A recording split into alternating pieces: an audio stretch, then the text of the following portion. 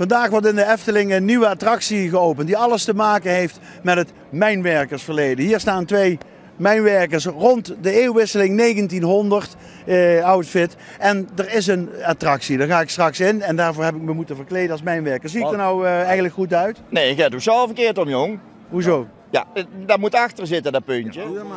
Oh, wacht even. We gaan hem even aankleden. Wacht even, we moeten hem even losmaken. Inmiddels trekken de genodigden achter de muziek aan naar de Baron 1898. Een nagebouwde mijn van omstreeks het jaar 1900.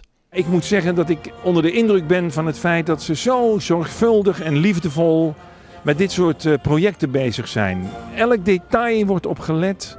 Hè? En ook bij het schrijven van het boek hebben ze steeds meegelezen. Nee, ik vind dat echt heel bijzonder om mee te maken.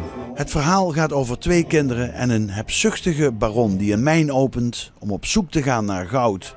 En ik heb koempels nodig, hè? Koempels die niet naar steenkool zoeken. Nee, deze koempels zoeken naar goud. Nou, mijn sjaaltje zit zoals het moet. Bedankt. Ik ga de attractie in, uitproberen. Gaan jullie mee? Nou, we weten wat er gebeurt. We blijven aan de buitenkant, dus die erf in. Oh, lekker om te horen. Ja.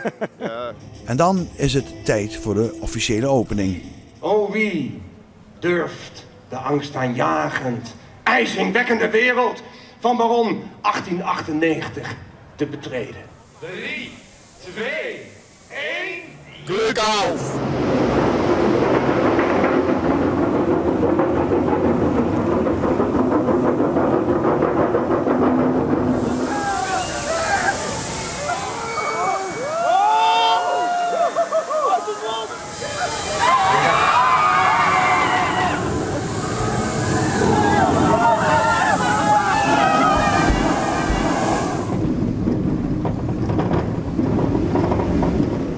Nou, ik vind doodeng moet ik zeggen hier hoor. Bent u er zelf al in geweest? Nee, maar ik ben nu toch aan het nadenken om dat te gaan doen. Want ik moet natuurlijk wel, ja, ik heb het verhaal ook mee bedacht. Dus ik moet ook wel nu ook erin eigenlijk, toch? Hè?